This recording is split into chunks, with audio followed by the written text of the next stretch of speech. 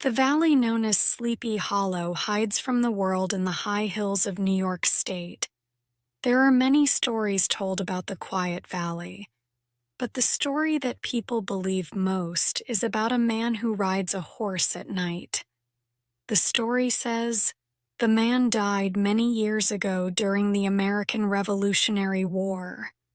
His head was shot off. Every night he rises from his burial place, jumps on his horse, and rides through the valley looking for his lost head. Near Sleepy Hollow is a village called Tarrytown. It was settled many years ago by people from Holland. The village had a small school and one teacher named Ichabod Crane.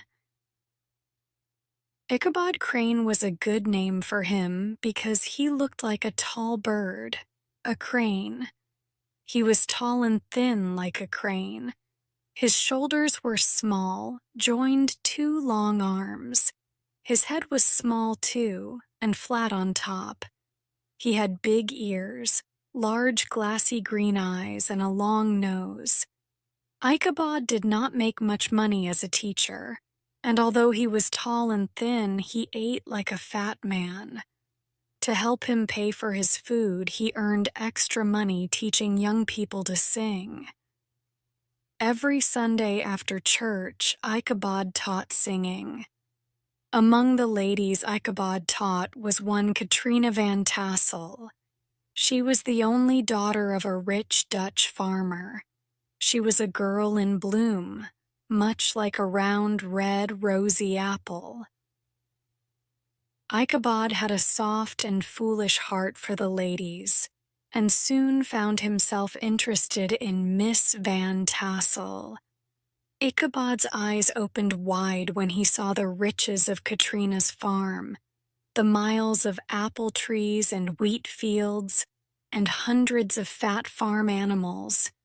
He saw himself as master of the Van Tassel farm with Katrina as his wife. But there were many problems blocking the road to Katrina's heart. One was a strong young man named Brom Van Brunt. Brom was a hero to all the young ladies. His shoulders were big, his back was wide, and his hair was short and curly. He always won the horse races in Tarrytown and earned many prizes. Brom was never seen without a horse. Sometimes late at night, Brom and his friends would rush through town shouting loudly from the backs of their horses.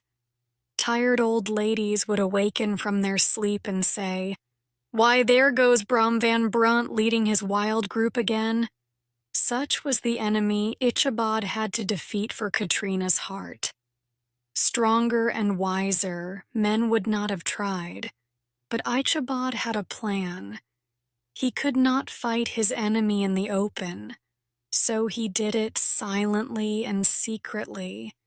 He made many visits to Katrina's farm and made her think he was helping her to sing better. Time passed, and the town people thought Ichabod was winning.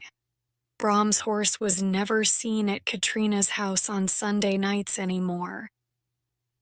One day in autumn, Ichabod was asked to come to a big party at the Van Tassel home. He dressed in his best clothes. A farmer loaned him an old horse for the long trip to the party. The house was filled with farmers and their wives, red-faced daughters, and clean-washed sons. The tables were filled with different things to eat. Wine filled many glasses. Brom Van Brunt rode to the party on his fastest horse called Daredevil. All the young ladies smiled happily when they saw him.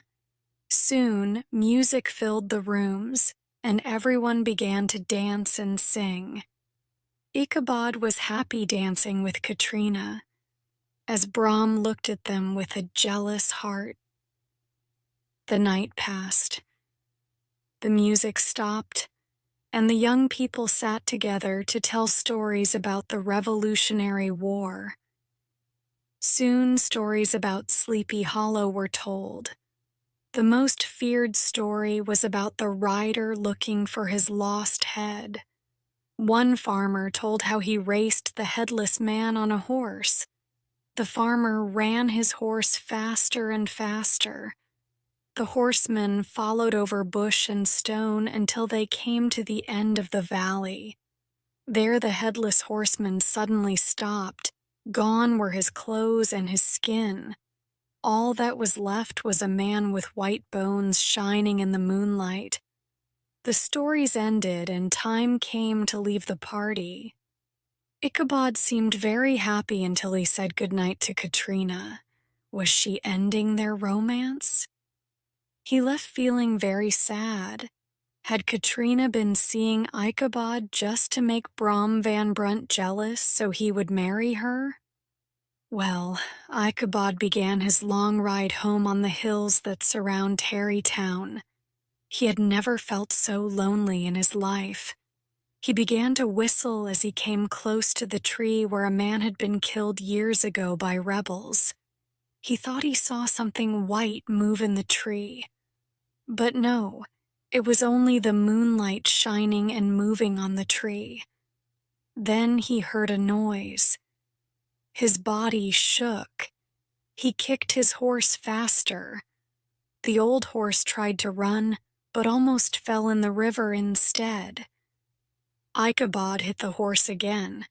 The horse ran fast and then suddenly stopped, almost throwing Ichabod forward to the ground. There, in the dark woods on the side of the river where the bushes grow low, stood an ugly thing, big and black. It did not move, but seemed ready to jump like a giant monster. Ichabod's hair stood straight up. It was too late to run, and in his fear, he did the only thing he could. His shaking voice broke the silent valley. "Who are you?" The thing did not answer. Ichabod asked again. Still no answer. Ichabod's old horse began to move forward. The black thing began to move along the side of Ichabod's horse in the dark. Ichabod made his horse run faster. The black thing moved with them. Side by side they moved slowly at first, and not a word was said. Ichabod felt his heart sink. Up a hill they moved above the shadow of the trees. For a moment the moon shone down, and to Ichabod's horror he saw it was a horse, and it had a rider. But the rider's head was not on his body. It was in front of the rider, resting on the horse. Ichabod kicked and hit his old horse with all his power. Away they rushed through bushes and trees across the valley of Sleepy Hollow. Up ahead was the old church bridge where the Headless Horseman stops and returns to his burial place. If only I can get there first, I am safe, thought Ichabod. He kicked his horse again. The horse jumped onto the bridge and raced over it like the sound of thunder. Ichabod looked back to see if the headless man had stopped. He saw the man pick up his head and throw it with a powerful force. The head hit Ichabod in the face and knocked him off his horse to the dirt below. They found Ichabod's horse the next day peacefully eating grass. They could not find Ichabod. They walked all across the valley. They saw the footmarks of Ichabod's horse as it had raced through the valley. They even found Ichabod's old hat in the dust near the bridge, but they did not find Ichabod. The only other thing they found was lying near Ichabod's hat. It was the broken pieces of a round orange pumpkin. The town people talked about Ichabod for many weeks. They remembered the frightening stories of the valley. And finally they came to believe that the Headless Horseman had carried Ichabod away. Much later, an old farmer returned from a visit to New York City. He said he was sure he saw Ichabod there. He thought Ichabod silently left Sleepy Hollow because he had lost Katrina.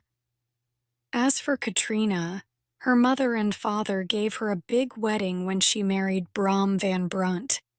Many people who went to the wedding saw that Brom smiled whenever Ichabod's name was spoken, and they wondered why he laughed out loud when anyone talked about the broken orange pumpkin found lying near Ichabod's old dusty hat.